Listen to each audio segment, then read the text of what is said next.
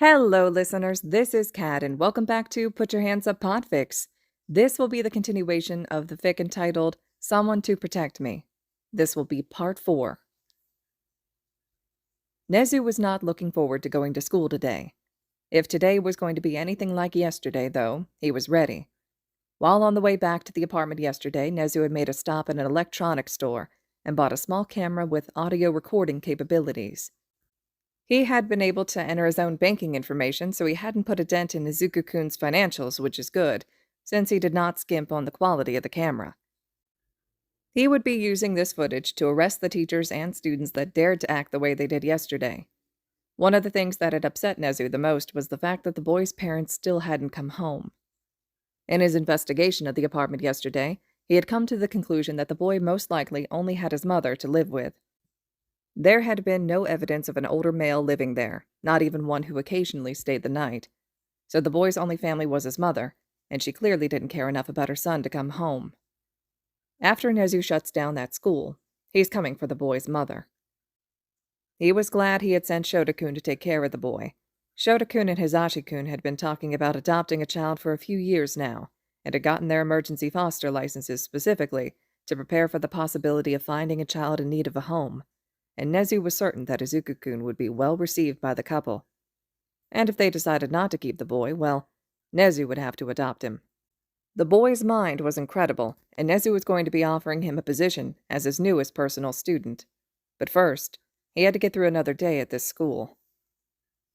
The day had started out just like the day before, with red spider lilies on the desk, being tripped in the halls, and teased for something that was completely inaccurate.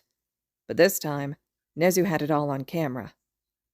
Lunchtime had rolled around, and Nezu decided he didn't feel like hazarding the cafeteria again, so he stayed in the classroom and pulled out a new notebook to continue his plans on Izuku-kun's education, once they were returned to their original bodies.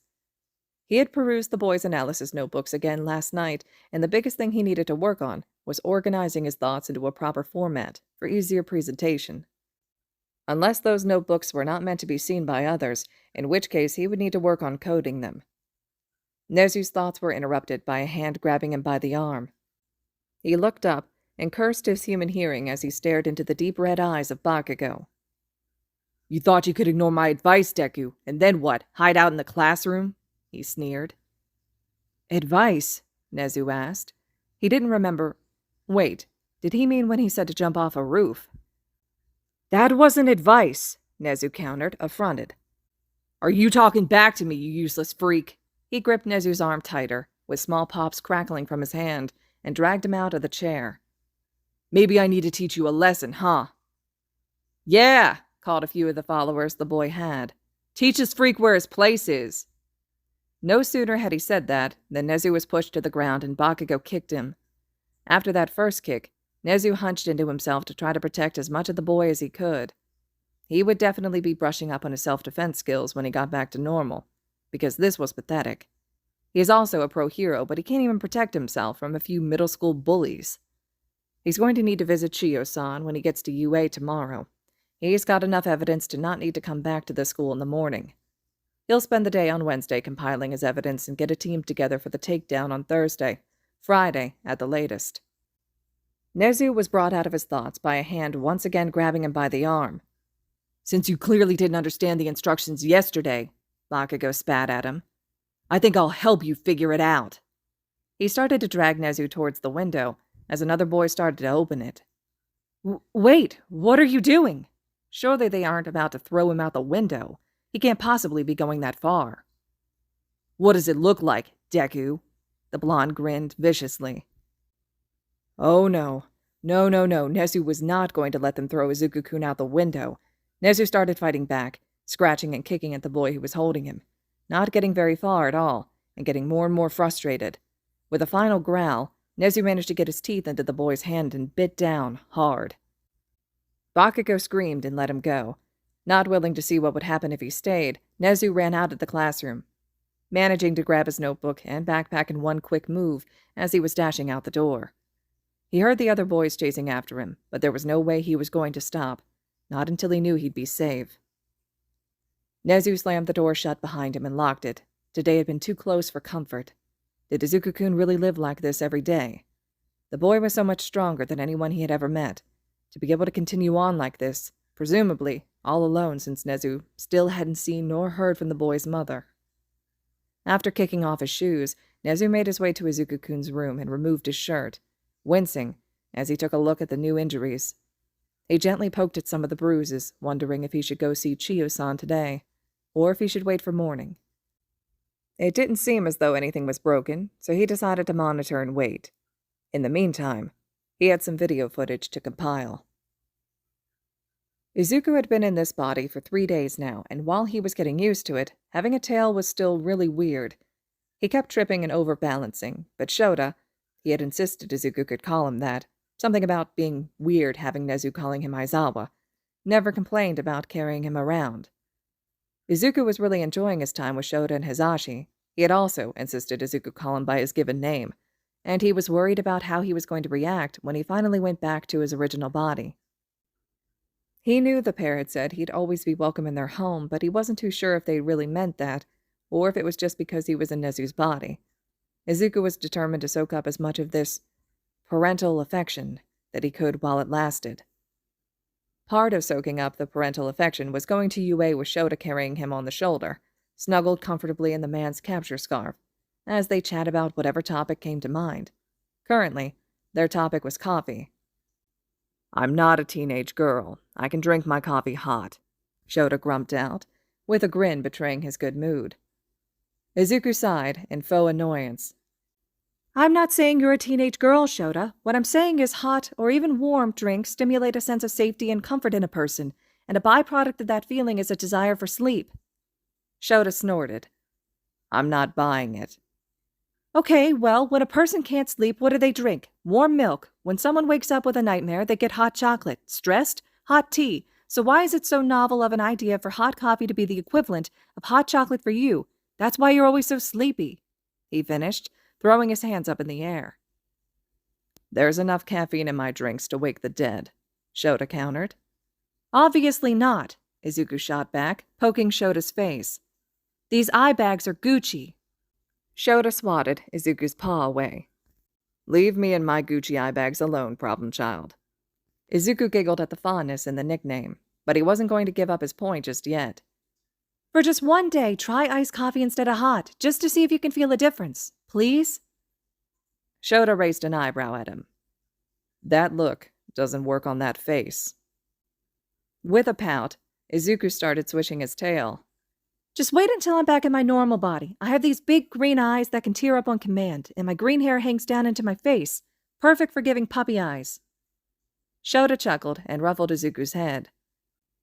"Kinda like that kid over there," he asked, gesturing at the front gate of UA, where a boy with green hair was leaning against the wall, looking at his phone. "Oh, that's me?" Izuku said uncertainly. "But if I'm here, then that means—" Shota nodded, and as they got closer to the boy, called out to him. "Sensei, is that you?" The green-haired kid looked up at them with a calculating glint in his eyes. "Shota-kun, I need you to grant me access to the school. I'm in need of my office, and despite having built the security from the ground up, I'm unable to hack in and grant myself access." Nodding again, Shota snorted. "Guess that means it's doing its job perfectly." He walked up to the keypad and entered his code. The security on the UA gates was similar to the security on Nezu's apartment. If you had an ID badge, you were free to come and go at will. But if you wanted to bring a guest, they needed to be admitted by one of Nezu's personal students. No exceptions. Only Shota and Hizashi were able to admit a guest to the school. Yes, my security system is nearly flawless, I know. That doesn't make it any less of an annoyance right now. I've been trying to hack into it for the past half an hour while waiting for you to arrive." Nezu huffed. "I don't know what you were expecting to have happen, even if you managed to hack in. The system on your office makes this one look like child's play." Nezu opened his mouth to counter the point, but then apparently decided to admit Shota was correct, so instead, he turned his attention to Izuku. "Hello, Izuku-kun. It is nice to meet you in person." Izuku let out a tiny eep and ducked into Shota's scarf at the sudden attention. He hesitantly poked his head back out and waved at Nezu. "Hello." "Oh, you're absolutely adorable," Nezu said, as if he was commenting on the weather, and Izuku was sure he was blushing scarlet under the fur. I'm going to be needing your assistance soon. Will that be an issue? No. What could he possibly be able to do to help Nezu? Fantastic. My first stop is to see Chiyo-san, but then we can go to my office. Shota stopped him with a hand on his shoulder. You need to see Chiyo. Are you hurt? Mm-hmm, he confirmed. Izuku-kun's school is absolutely abysmal, and it will not be standing come next week. Nezu glanced back to Izuku. After you unlock my office, I'll need your testimony to go along with the evidence I recorded yesterday. Izuku nodded sheepishly and burrowed back into Shota's scarf. He refused to do so much as poke his head out the entire time they were at the infirmary. Shota was sitting in his usual armchair in the rat's office, trying not to let the pure rage show on his face as the boy who will be his son sits on his lap and tells him and the rat every detail about his life as a quirkless kid. He knew Izuku had downplayed the relationship he had with his mother the other day, but he didn't realize that in the past year he had only seen his mother 3 times. She would come home sporadically while he was at school and leave groceries in the fridge and in the cupboards, but she'd be gone again before he got home from school. And school? How had he managed to survive school this whole time? Shota tightened his hold on the kid in his lap, thankful that he had managed to survive up to now, and adamant that he wouldn't let anything like this happen to his kid again. But Kachan's my best friend, he whispered brokenly. Why would he? I'm so sorry, Izuku-kun, but if he's a friend, I would hate to see an enemy, Nezu said sadly. He really tried to throw me out a window. Nezu nodded sadly. I had to bite him to get free. Midoriya turned so he could bury his face into Shota's chest, so Shota wrapped one arm around him protectively, while petting his head with the other hand. Certain that Midoriya couldn't see his expression, Shota looked up at Nezu only to see a look of equal rage on his face. After letting Midoriya sit like that for a few minutes, Nezu schooled his features back to neutrality and continued the conversation. Izuku-kun, may I ask a question? The boy on Shota's lap nodded and faced Nezu again.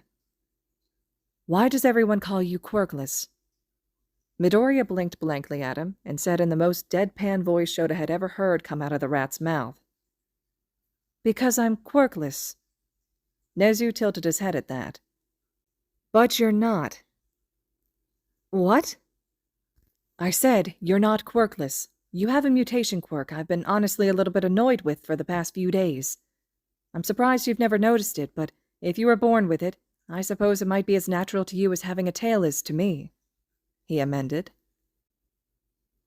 I don't understand, Midoriya whispered. I have the extra toe joint. I can't do anything other people can't. I don't look any different, and green hair doesn't count as a mutation. What are you talking about? Shota sucked in a deep breath in realization. Your vision. Midoriya looked over his shoulder back to Shota. What do you mean? You mentioned on Monday that Nezu's vision was terrible. Me and Zashi just accepted it because, as you said, some animals have different vision from humans, and since the rat won't tell us what animal he is, we don't know if his vision is worse or not. He looked up at Nezu. It's his vision, isn't it? Midoriya looked back at Nezu in time to see him nod his head.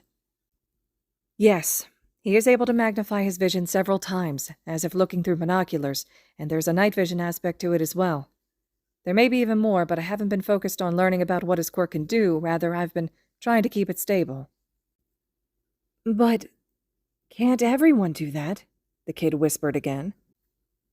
Nezu got up and walked to the window, motioning for Shota and Midoriya to follow. Tell me, how many students are out on Training Field Delta? Midoriya looked out the window at the various fields. From this vantage point, only fields Alpha, Beta, Gamma, and Delta were visible. Delta is that one. Shota pointed for Midoriya. Thanks, he mumbled, trying to see the students. I don't know. I can't see that far. Shota-kun? Nezu asked. Shota sighed. It looks like 7, but because I know Delta has options for up to 2 training dummies to be set up, I'm going to say there's only 5. Nezu nodded. The students only have one of their training dummies set up today. There are 6 students, 4 boys and 2 girls, 2 blondes, 2 brunettes, 1 boy with dark purple hair, and one of the girls has bright blue hair. Midoriya nodded. Shouldn't everyone be able to see that from here, though? I mean, Shota can see that there are people there. No, Izuku-kun. With Shota-kun's quirk also being a mutation in his eyes, he has enhanced vision. It's not as good as your vision, but it is far superior to an average person. Hisashi-kun's vision is on par with my own. So, this is normal vision? Midoriya asked. But it's so... How do you see at night? How do you know when someone is raising their temperature to activate their quirk? How do you see when someone goes off the visible... Oh. Midoriya blinked and looked down at the floor. Oh, I just heard myself. Nezu blinked at him. You can see when people raise their temperatures or go off the visible spectrum. Midoriya nodded. My dad had a fire-breathing quirk, and I could always see when he was about to breathe fire because the temperature in his throat would rapidly increase. It would give me a few seconds to run. Those would be very useful abilities for a hero to have, Nezu said speculatively. Have you ever considered becoming a hero? Midoriya scrunched up his nose as if disgusted with the idea. No, I want to be an analyst. I hate how everyone always thinks I want to be a hero just because I want to go to UA. This is the only school in the prefecture that accepts the quirkless. It's not like I have any other choice. Well, Shota muttered into the kid's ear. You actually do have other choices, at least now. He blinked in shock. Oh, I guess I do, huh? He stared at the middle distance for a few seconds before shaking his head. UA is still the best option. I'm glad you think so, Nezu grinned. I've been looking through your analysis notebooks, and I'm very impressed. Tell me, Izuku-kun, have you had any tutoring on your analysis, or are you self-taught? Self-taught? He answered. I thought as much. I couldn't see much in the way of structure or organization in the layout, both things that would have been pivotal in tutoring. That won't be too difficult to teach, though. The hardest thing to teach when it comes to analysis is training the mind to see things in a certain way, and that is not something I'll need to worry about with you. Shota narrowed his eyes and glared at the rat in human skin. He was talking as if he had decided to take Midoriya on as a personal student. Not that Shota would be opposed to that. The kid is smart as fuck. But he should at least ask him before he starts making plans. Izuku-kun, your school will no longer be operational by next week, so you'll need a new place of study. I would like to offer you a place as my personal student. Well, shit. Guess the rat is going to ask after all. If you choose not to accept, I will assist you in finding another school, but I would greatly prefer taking you on myself. But you don't really know me, Midoriya stuttered out. Kid, he's been pretending to be you for 2 days now, Shota reminded him. For someone like the rat, that's more than enough time to learn all he needs to in order to make an offer like this. Oh, Midoriya looked up at Shota. Do you think I should accept? Shota tightened his grip on the kid slightly. You know, there's a reason both me and Hisashi call him Sensei, and it's not because he's our boss. We were both his personal students when we were younger. He is a demanding teacher, but you couldn't ask for a better one. You will learn so much from him, things you could never learn elsewhere. Plus, since you said you want to be an analyst, he could easily teach you ways to improve. Shota scratched the kid behind the ears. Yeah, I think you should accept. Just promise me one thing. Midoriya tilted his head in curiosity. Don't overthrow the government until you're at least 16. Stop spoiling my fun, Shota-kun, Nezu joked with a grin as Midoriya giggled. Midoriya looked back to Nezu and nodded. If you're sure that you want me as a student, then okay, I'll accept. Nezu clapped happily. Fantastic. I've been working on a syllabus for you since yesterday. All right, listeners, this concludes part 4 of Someone to Protect Me. The last and final part will be up next. I hope you all are still enjoying this one. Let me know your thoughts and reactions to everything so far in the comments below. And as always, thank you all so much for listening.